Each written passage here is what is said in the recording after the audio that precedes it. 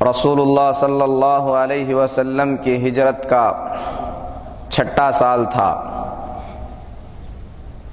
اس سے پہلے جنگ خندق پیش آ چکی تھی اور اللہ تبارک و تعالی نے ہواؤں کے ذریعے رسول اللہ صلی اللہ علیہ وسلم کی مدد فرمایا۔ مشرکین کی جماعتیں جو مدینے پر چڑھائی کے لیے آئی تھیں، اللہ تبارک و تعالیٰ کے بھیجی ہوئی ان فوجوں سے تنگ آ کر واپس چلی گئیں۔ اس کے بعد اللہ کے رسول صلی اللہ علیہ وسلم نے فرمایا تھا، الآن نغزوہم فلا یغزونا، کہ آج کے بعد یہ ہماری طرف اپنے قدم نہیں اٹھائیں گے، جو بھی جنگ ہوگی پیش قدمی ہماری جانب سے ہوگی۔ اس کے بعد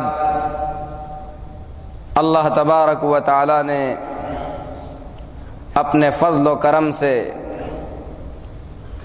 مدینے کو یہودیوں کی گندگی سے پاک کر دیا تھا۔ ان واقعات کے بعد اسلامی تاریخ میں پیش آنے والا سب سے اہم واقعہ غزوہ بنی المصطلق ہے، جس کو غزوۃ المریسی بھی کہا جاتا ہے۔ یہ غزوہ، یہ لڑائی ہجرت کے 6 سال شعبان کے مہینے میں پیش آئی۔ اس لڑائی کی وجہ یہ ہے کہ بنو مصطلق کے سردار حارث بن ضرار نے رسول اللہ صلی اللہ علیہ وسلم کے خلاف فوجیں جمع کرنا شروع کر دیا۔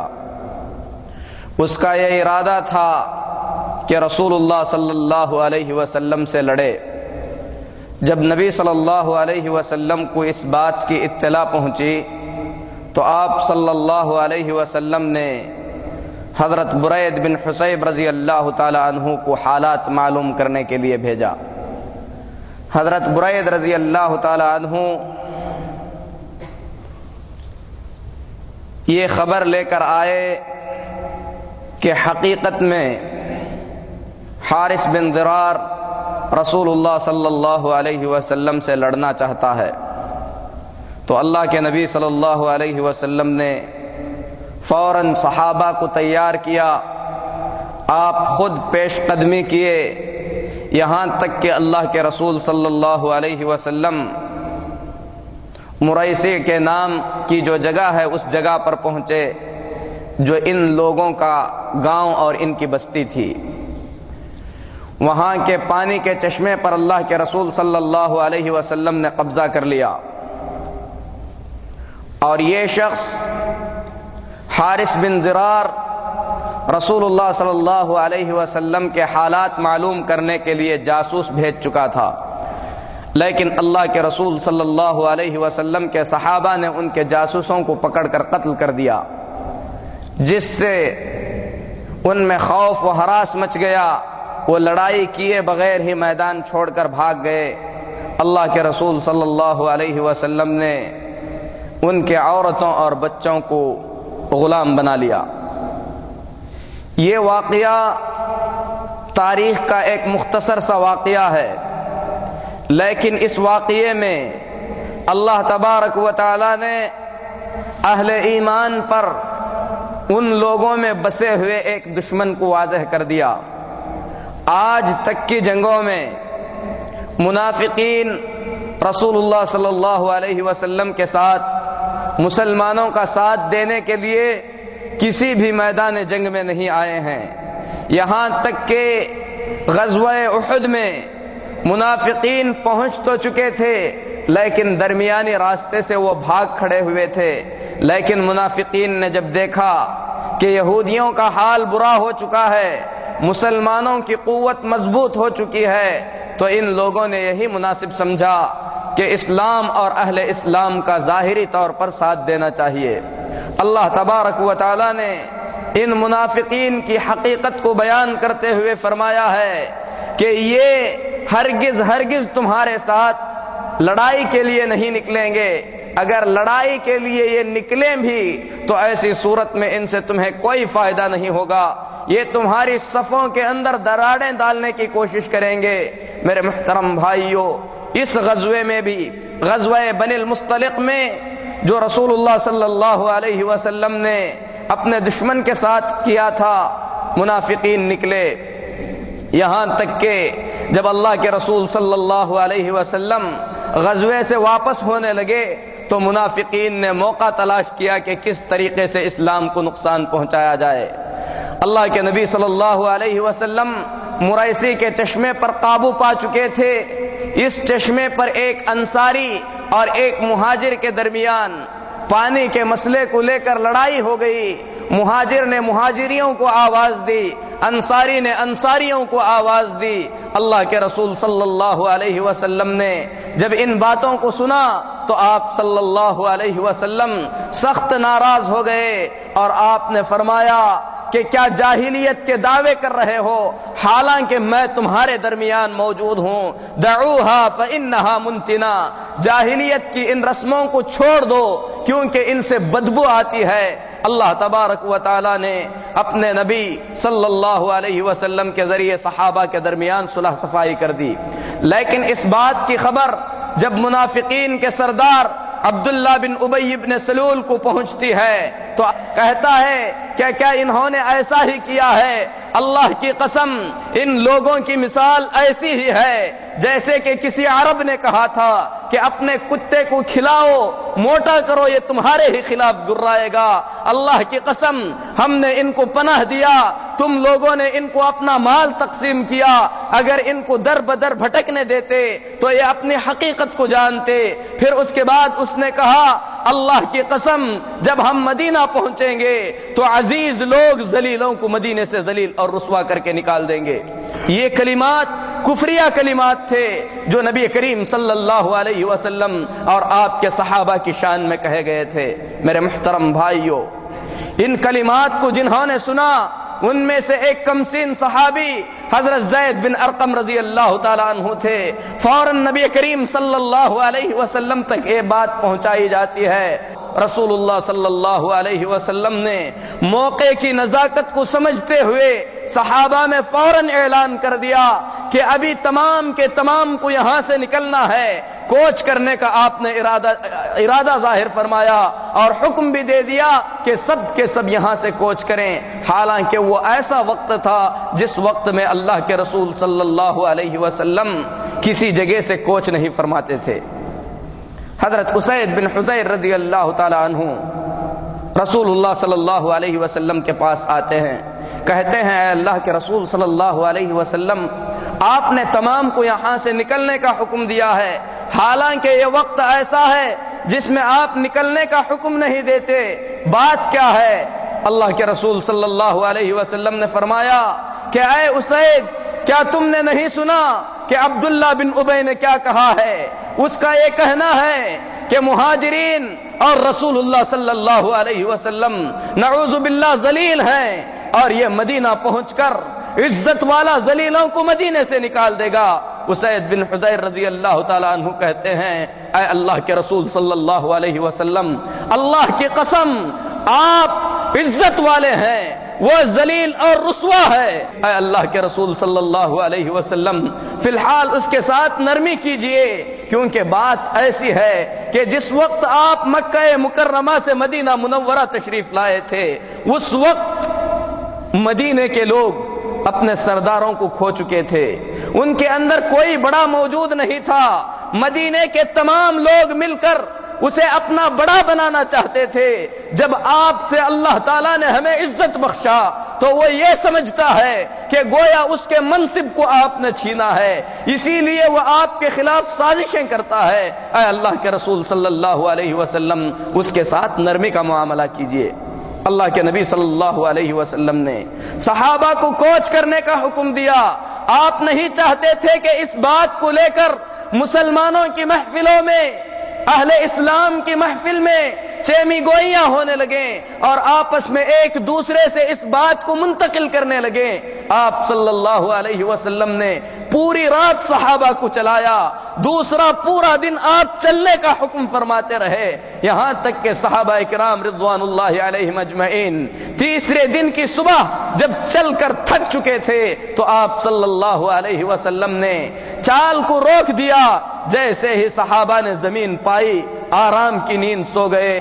جب منافقوں کے سردار عبداللہ بن ابی بن سلول کو یہ اطلاع پہنچی کہ رسول اللہ صلی اللہ علیہ وسلم کو اس کے کہے ہوئے کفریہ باتوں کا علم ہو چکا ہے تو فوراً دربار رسالت میں پہنچا، قسم کھا کر کہنے لگا کہ اے اللہ کے رسول صلی اللہ علیہ وسلم، میں نے ایسی کوئی بات نہیں کہی ہے۔ میرے محترم بھائیوں، کچھ انصاری صحابہ نے کہا کہ اے اللہ کے رسول صلی اللہ علیہ وسلم، جس نے آپ تک بات پہنچائی ہے ایک کم عمر لڑکا ہے، ہو سکتا ہے سننے میں اس نے کسی قسم کی غلطی کی ہوگی۔ میرے محترم بھائیوں، حضرت زید رضی اللہ تعالی عنہ فرماتے ہیں رسول اللہ صلی اللہ علیہ وسلم نے ان کی باتوں کا اعتبار فرمایا، مجھے اس وقت اتنی تکلیف ہوئی کہ اس تکلیف کا میں بیان نہیں کر سکتا، یہاں تک کہ قرآن مجید میں اللہ تبارک و تعالی نے آیت نازل فرمایا، رسول اللہ صلی اللہ علیہ وسلم نے بشارت دے کر بھیجا، کہا کہ زید خوش ہو جاؤ، اللہ تبارک و تعالی نے آسمان سے تمہاری صداقت کا پروانہ نازل فرمایا ہے۔ قرآن مجید میں آیتیں نازل ہوئیں جس میں اللہ تبارک و تعالی نے فرمایا، یقولون لئن رجعنا الى المدینة لیخرجن الاعز منها الاذل وللہ العزة ولرسولہ وللمؤمنین ولکن المنافقین لا يعلمون۔ کہتے ہیں کہ مدینہ پہنچنے کے بعد عزت والے ذلیلوں کو مدینے سے نکال دیں گے۔ سنو، ساری عزتیں اللہ کے لیے ہیں، اللہ کے رسول کے لیے ہیں، مؤمنین کے لیے ہیں، لیکن منافقین اس حقیقت کو جانتے نہیں ہیں۔ میرے محترم بھائیوں، اللہ کے رسول صلی اللہ علیہ وسلم مدینہ طیبہ پہنچے، اسی منافق کے بطن سے اللہ تبارک و تعالی نے ایک جلیل القدر صحابی کو نکالا تھا۔ بے شک ہمارا رب ہر چیز پر قادر ہے، مردے سے زندے کو، زندے سے مردے کو نکالتا ہے۔ اسی منافق کی اولاد میں اللہ تبارک و تعالی نے ایک جلیل القدر صحابی کو پیدا کیا، ایسا صحابی جس کے دل میں، جس کے سینے میں ایمان کی وہ غیرت ہے جو آج ہم میں سے کسی کے دل میں پیدا ہو جائے تو میرے محترم بھائیوں پوری امت کے احوال کو بدل سکتے ہیں۔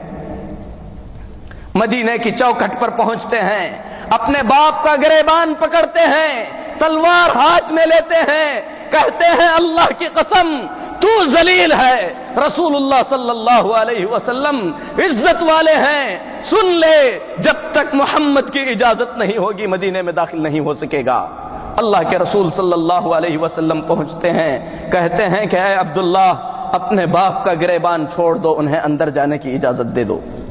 میرے محترم بھائیوں، کیسی اسلامی غیرت تھی، کیسی اسلامی حمیت تھی۔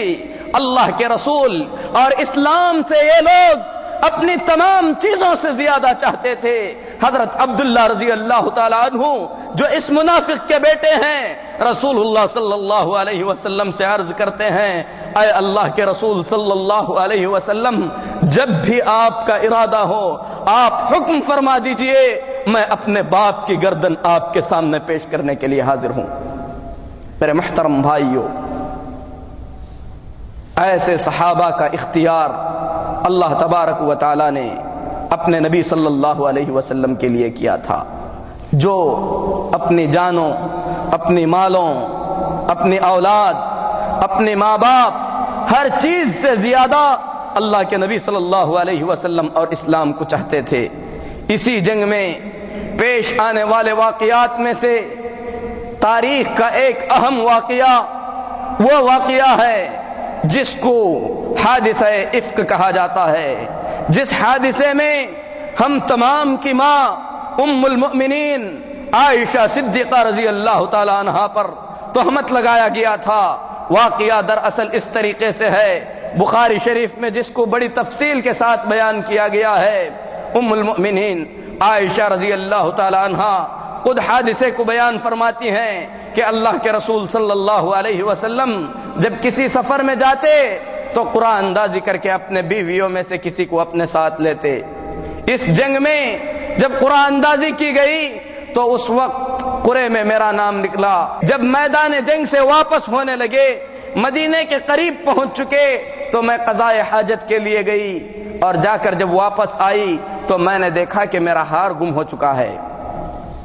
ام المؤمنین عائشہ صدیقہ رضی اللہ تعالی عنہا ہار کی تلاش میں اسی جگہ پر نکلتی ہیں جہاں پر قضائے حاجت کے لیے گئی تھیں۔ واپس ہونے میں دیری ہوتی ہے، اللہ کے رسول صلی اللہ علیہ وسلم نے فوجوں کو چلنے کا حکم دے دیا تھا۔ اس وقت عورتوں کو ہودج میں رکھ کر اونٹ پر سوار کیا جاتا تھا۔ ہودج ایک صندوق کو کہتے ہیں جس میں عورتوں کو رکھا جاتا تھا اور اونٹ پر سوار کیا جاتا تھا۔ حضرت عائشہ صدیقہ رضی اللہ تعالی عنہا کم سن تھیں اور بہت ہی زیادہ دبلی پتلی تھیں، بہت ہی زیادہ وزن والی نہیں تھیں، اسی لیے 4 آدمیوں نے جب ہودج کو اٹھا کر رکھا تو وہ یہ سمجھ نہیں پائے کہ اس میں ام المؤمنین عائشہ رضی اللہ تعالی عنہا غیر موجود ہیں۔ قافلہ نکل پڑا۔ ام المؤمنین فرماتی ہیں کہ میں واپس آئی تو میں نے دیکھا کہ سارا قافلہ نکل چکا ہے، وہاں پر کوئی موجود نہیں ہے۔ تو پھر میں اپنی اصل جگہ پر واپس پہنچی اس خیال سے کہ اللہ کے رسول صلی اللہ علیہ وسلم جب ہودج میں دیکھیں گے مجھے نہیں پائیں گے تو ضرور واپس آئیں گے۔ فرماتی ہیں کہ میں ایک درخت کے پاس بیٹھ گئی تو میری آنکھ لگ گئی۔ ام المؤمنین عائشہ رضی اللہ تعالی عنہا حالات سے بے خبر سو رہی ہیں۔ پیچھے سے حضرت صفوان بن معطل رضی اللہ تعالی عنہ تشریف لاتے ہیں جو اس جنگ میں پیچھے رہ گئے تھے۔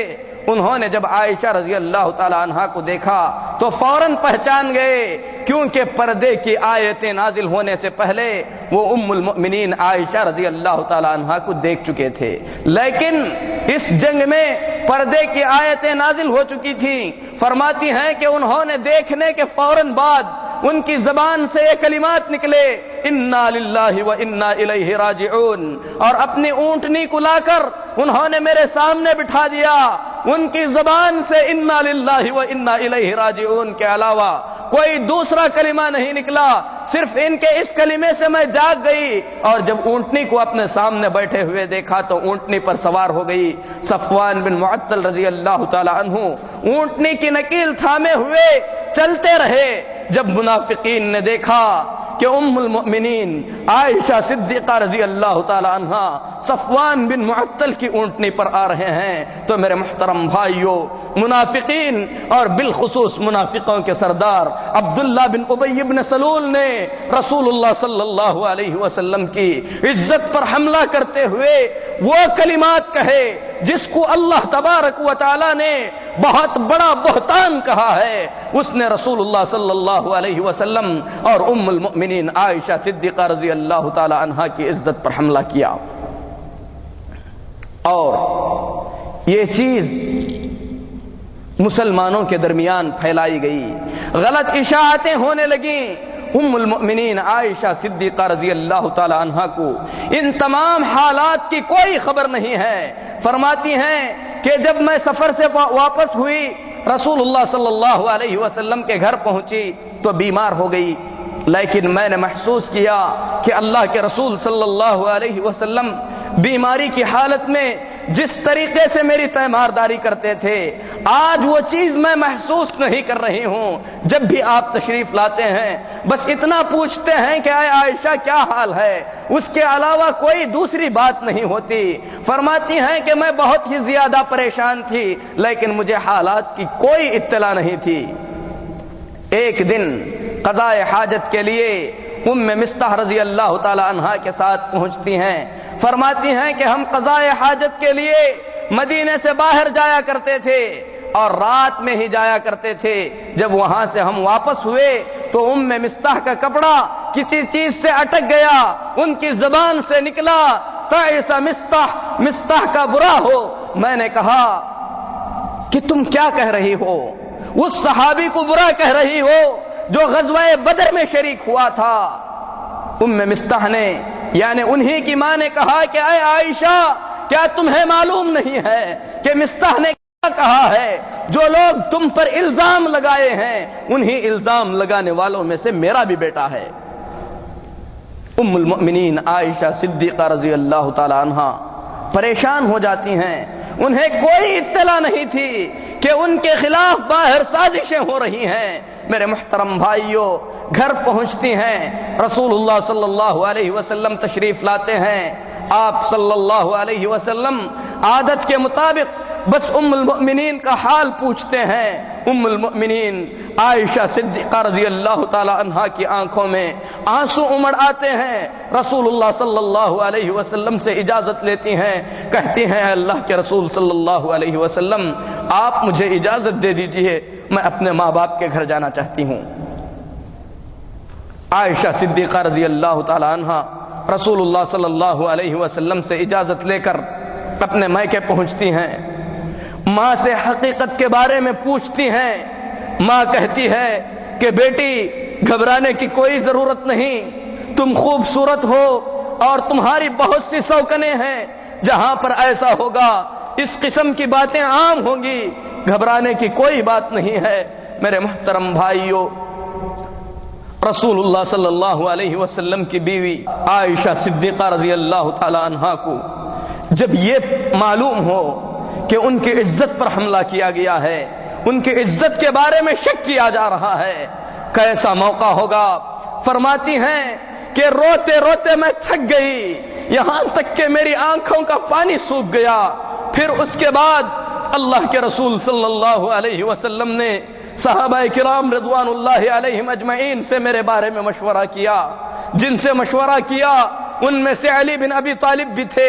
ان سے پوچھا کہ اے علی اس معاملے میں کیا مشورہ دیتے ہو؟ علی رضی اللہ تعالیٰ عنہ نے رسول اللہ صلی اللہ علیہ وسلم کی پریشانی کو دیکھتے ہوئے کہا کہ اے اللہ کے رسول صلی اللہ علیہ وسلم، دنیا میں اور بھی بہت سی عورتیں ہیں، آپ جسے چاہے اپنا سکتے ہیں۔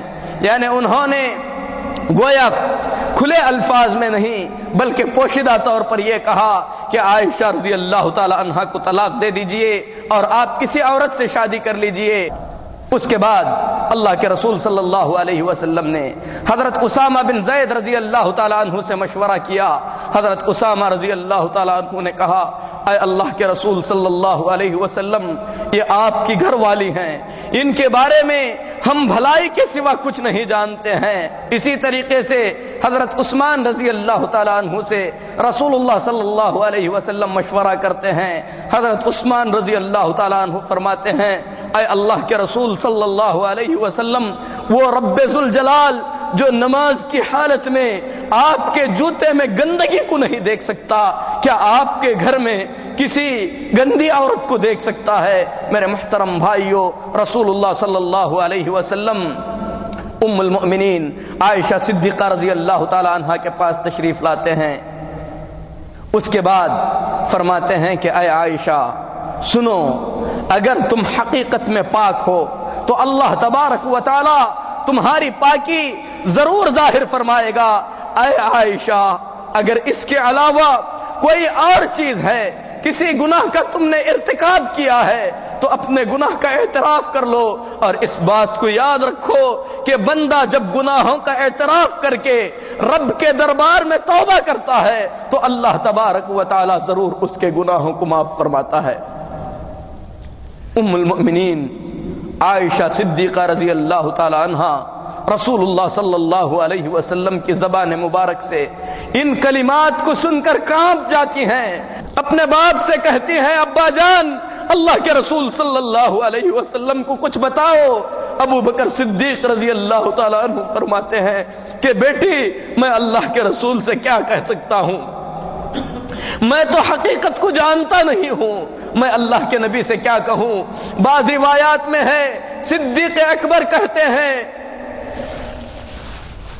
ایو سماء تظلنی و ایو ارض تقلنی، بیٹی کون سا آسمان مجھے اپنے سائے میں رکھے گا، کون سی زمین مجھے اپنی پشت پر رہنے دے گی جب میں اللہ کے نبی کے سامنے وہ بات کہوں جس بات کی حقیقت کو میں جانتا ہی نہیں ہوں؟ اپنی ماں سے کہتی ہیں کہ ماں رسول اللہ صلی اللہ علیہ وسلم کو جواب دو۔ ماں کہتی ہیں کہ بیٹی میں اللہ کے رسول سے کیا کہوں؟ ان تمام حالات سے پریشان ہو کر ام المؤمنین عائشہ صدیقہ رضی اللہ تعالیٰ عنہ خود جواب دیتے ہوئے فرماتی ہیں کہ سنو، یہ بات اتنی زیادہ مشہور ہو چکی ہے کہ اللہ کی قسم اگر میں سچ کہوں گی تو میرا کوئی اعتبار نہیں کرے گا، اگر میں جھوٹ کہوں گی تو سب کے سب میری بات کو مان لیں گے۔ میری اور تمہاری مثال بالکل ایسی ہی ہے جیسے کہ یوسف کے ابا نے کہا تھا فصبر جمیل واللہ المستعان علی ما تصفون۔ اب تو مجھے صبر ہی کرنا ہوگا، جو کچھ ہو رہا ہے اس میں اللہ کی مدد ہی آئے گی۔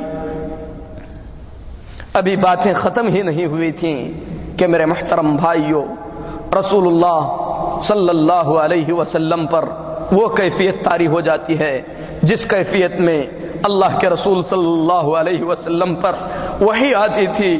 اللہ کے رسول صلی اللہ علیہ وسلم پر 10 آیتیں نازل ہوتی ہیں۔ اللہ کے نبی صلی اللہ علیہ وسلم وحی کے نازل ہونے کے فارغ ہونے کے بعد مسکراتے ہیں، کہتے ہیں کہ عائشہ خوش ہو جاؤ، آسمان والے نے تمہاری برات نازل فرمائی ہے۔ پھر اس کے بعد عائشہ صدیقہ رضی اللہ تعالی عنہا کی والدہ ام المؤمنین عائشہ رضی اللہ تعالی عنہا سے فرماتی ہیں کہ عائشہ اٹھو، رسول اللہ صلی اللہ علیہ وسلم کا شکریہ ادا کرو۔ ام المؤمنین فرماتی ہیں کہ میں ان کا شکریہ ادا نہیں کروں گی، میں شکر اس کا ادا کروں گی جس نے آسمان سے میری برات نازل فرمائی ہے۔ 10 آیتیں رب العالمین نے نازل فرمائی جس میں اللہ تعالیٰ نے کہا کہ جن لوگوں نے ام المؤمنین عائشہ صدیقہ رضی اللہ تعالی عنہا کی عزت اور آبرو پر حملہ کیا ہے، وہ در حقیقت بہت بڑے جرم کے مرتکب ہیں۔ وہ اس جرم کا جو اصل محرک ہے اللہ تبارک و تعالی اس کو دردناک عذاب کی دھمکی دیتا ہے۔ فتنے کے وقت میرے محترم بھائیوں، اچھے اچھے ایمان والے دھوکہ کھا جاتے ہیں۔ کچھ صحابہ رضوان اللہ علیہم اجمعین بھی اس فتنے میں مبتلا ہو گئے تھے۔ ان میں سے حضرت حسان بن ثابت رضی اللہ تعالیٰ عنہ ہیں، حضرت حمنہ بنت جحش رضی اللہ تعالیٰ عنہ ہیں جو ام المؤمنین حضرت زینب بنت جحش رضی اللہ تعالیٰ عنہ کی بہن تھیں۔ اسی طریقے سے حضرت مصطح بن اساسہ رضی اللہ تعالیٰ عنہ ہیں۔ اللہ کے رسول صلی اللہ علیہ وسلم نے اللہ تبارک و تعالیٰ کے نافذ کردہ فیصلے کے مطابق ان لوگوں پر حد قائم کر دی، انہیں 80 کوڑے مارے گئے، واقعہ ختم ہو گیا۔ اور قابل غور بات یہ ہے کہ میرے محترم بھائیوں، حضرت ابو بکر صدیق رضی اللہ تعالیٰ عنہ حضرت مصطح بن اساسہ رضی اللہ تعالیٰ عنہ کو نان و نفقہ دیا کرتے تھے، ان کا خرچ دیا کرتے تھے۔ اس واقعے کے بعد جب انہوں نے ام المؤمنین رسول اللہ صلی اللہ علیہ وسلم کی بیوی اپنی بیٹی صدیقہ رضی اللہ تعالیٰ عنہا پر تہمت لگانے والوں کا ساتھ دیا تو ابو بکر صدیق رضی اللہ تعالیٰ عنہ نے نان و نفقہ بند کر دیا۔ اللہ تبارک و تعالیٰ نے یہ آیت نازل فرمائی وَلَا يَأْتَلِ أُولُو الْفَضْلِ کہ اللہ تبارک و تعالیٰ نے آپ کو مال دیا ہے تو اس طریقے سے نہیں کرنا چاہیے۔ اللہ نے فرمایا کیا تمہیں یہ پسند نہیں ہے کہ اللہ تبارک و تعالیٰ تمہاری مغفرت فرمائے؟ آسمان سے آیتیں نازل ہوئیں، ابو بکر صدیق رضی اللہ تعالیٰ عنہ نے پھر سے نان و نفقہ شروع کر دیا۔ یہ قصہ، یہ واقعہ میرے محترم بھائیوں تاریخ کے عجیب واقعات میں سے ایک واقعہ ہے۔ اس واقعے میں اہل ایمان کے لیے، مومنوں کے لیے بہت بڑا درس اور بہت بڑی عبرت ہے۔ اللہ کے رسول صلی اللہ علیہ وسلم کو اللہ تبارک و تعالی نے اس دنیا میں مختلف طریقے سے آزمایا ہے۔ جو آزمائشیں رسول اللہ صلی اللہ علیہ وسلم پر ہوئیں، جن آزمائشوں میں اللہ کے رسول صلی اللہ علیہ وسلم نے صبر کے ساتھ کام لیا، ایک مسلمان رسول اللہ صلی اللہ علیہ وسلم کی زندگی میں اپنے آپ کو اسوہ تلاشتے ہوئے رسول اللہ صلی اللہ علیہ وسلم کے نقش قدم پر چلنے کی کوشش کرے۔ اس واقعے کو ایک واقعے کی طرح نہ سوچے، بلکہ اس واقعے کے اندر دیکھے کہ اللہ کے رسول صلی اللہ علیہ وسلم نے ہمارے لیے کتنی عبرت کی باتیں رکھی ہیں۔ میرے محترم بھائیوں، خاندان نبوت پہ بلکہ رسول اللہ صلی اللہ علیہ وسلم کے گھر پر عزت پر حملہ کیا جا رہا ہے۔ اللہ کے رسول صلی اللہ علیہ وسلم ایک مہینے تک بہت ہی زیادہ پریشانی کی حالت میں رہے۔ مکمل ایک مہینے کے بعد اللہ تبارک و تعالی نے ام المؤمنین کی براءت نازل فرمائی۔ اگر اللہ کے رسول صلی اللہ علیہ وسلم عالم الغیب ہوتے، غیب جاننے والے ہوتے، تو ابتدا میں ہی بتا دیتے کہ ام المؤمنین عائشہ رضی اللہ تعالی عنہا ان تمام تہمتوں سے پاک ہیں، یہ سب کے سب جھوٹے ہیں۔ لیکن اللہ کے رسول صلی اللہ علیہ وسلم اللہ کی طرف سے آنے والی وحی کا انتظار کرتے رہے۔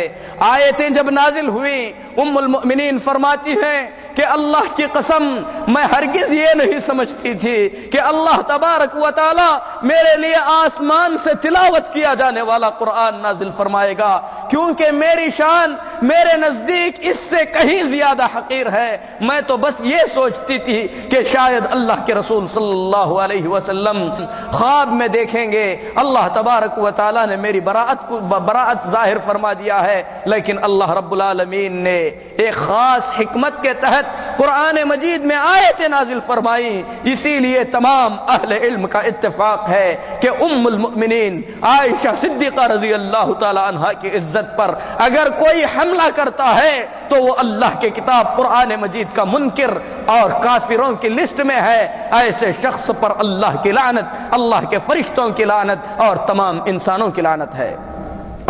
ہمیں ان حقائق کو جاننا چاہیے اور یہ چیز جاننا چاہیے کہ اسلام کا نام لینے والوں میں سے کچھ ایسے بھی ہیں جو اس وقت بھی ام المؤمنین عائشہ صدیقہ رضی اللہ تعالی عنہا کی عزت پر حملہ کرتے ہیں۔ اور اے اللہ، ہم اپنی براءت کا اظہار کرتے ہیں تیرے ان تمام ظالم بندوں سے جو تیرے نبی کی بیویوں پر اور تیرے نبی کے صحابہ پر اور تیرے نبی صلی اللہ علیہ وسلم پر حملہ کرتے ہیں۔ رب سے ہم دعا کرتے ہیں کہ اے اللہ، تیری مہربانی سے، تیری توفیق سے اور تیرے فضل سے تیرے نبی محمد الرسول اللہ صلی اللہ علیہ وسلم کا سچا امتی بنا، آپ کی لائی ہوئی شریعت پر عمل کی توفیق عطا فرما، آپ صلی اللہ علیہ وسلم کی محبت، آپ کے صحابہ کی، امہات المؤمنین کی محبت ہمارے دلوں میں بھر دے۔ اے اللہ، ہم تمام کو ایمان پر زندہ رکھ، ایمان پر ہمارا خاتمہ فرما۔ اقول قولی ھذا